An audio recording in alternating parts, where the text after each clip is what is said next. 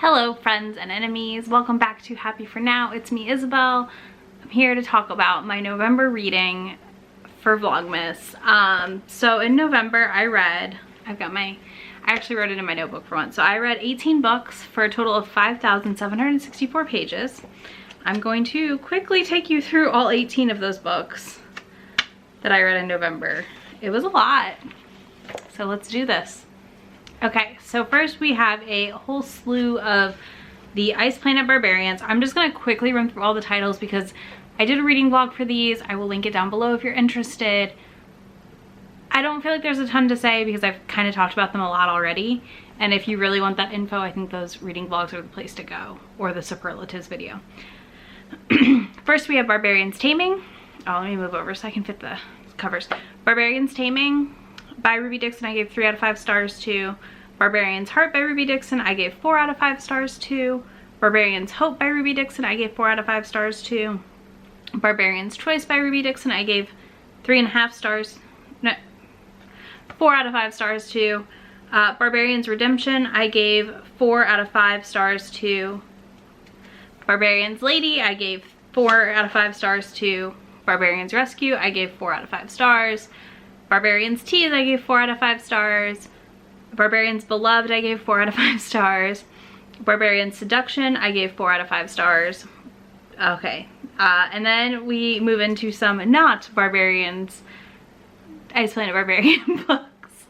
So first we have Catch and Kill by Ronan Farrow. I listened to this via my library.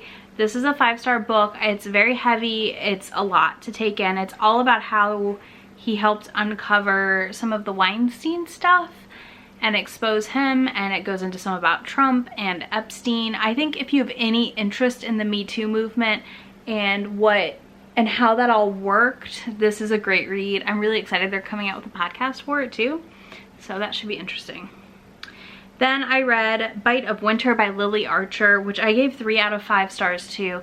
This is such a weird fairy book. I'm into them, but I also kind of hate them at the same time, and I hate myself for reading them. So I'm still on, I'm still reading book 3. Or no, yeah, I still need to finish this little series. But I don't know. I might leave it. I might not go back to it. Then we have Beginner's Guide to Love and Other Chemical Reactions by Six de la Rosa. No, Reyes, sorry. This is a romance class book, which is a group of women from the Philippines that write romance books. They're really fun. If you haven't checked them out, I highly recommend you look into the romance class group. And this was our Romance Sparks Joy book of the month. This was so fun. I ended up giving it 4 out of 5 stars. It took me a little while to get into it, but once I adjusted to the writing style and the voice of the character, I was sold.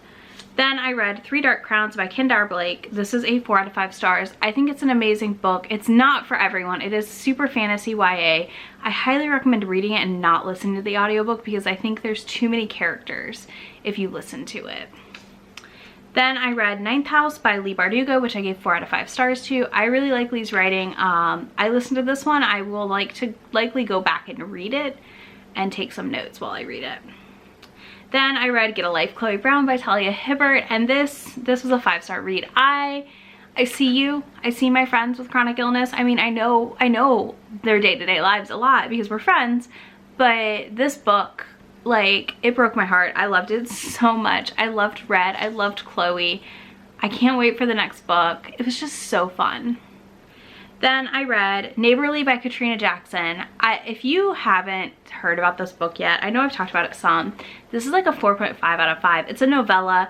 It is steaming hot, off the charts. It is so good. So they move into this house that's kind of divided into 2 apartments, and the 2 wives, the girlfriend and the wife, are attracted to each other, and it plays into how they end up getting together. It's all consensual. There's no cheating. It's basically polyamory kind of, I feel like. It was so good. I loved it so much. Then I read Marriage for One by Ella Mays, which I gave 3 stars to. So a lot of people really liked this one and really liked this one. I just was deeply uncomfortable by the conceit of how he came to manipulate her life in some ways. I just didn't love it, but the rest of the book was great until that reveal. So maybe try it. It is on KU, so. And then last but not least, I read In an Absent Dream by Shauna McGuire, which I gave 4 out of 5 stars to. This is a reread. I really enjoyed the Portal Fantasy of the Wayward Children series. You may also like it. I think that was the quickest wrap up ever. Hopefully I wasn't talking too fast. I will find out shortly when I edit, but that was my November reading month. I feel like I did a lot of videos in November around my reading, so I'm gonna link all those in the description box, where I will probably go way more in depth into what I read this past month than I did here. If you have any questions, let me know down below. Happy to help. All the books are linked down there. Be sure to subscribe. I will see you again tomorrow. Bye.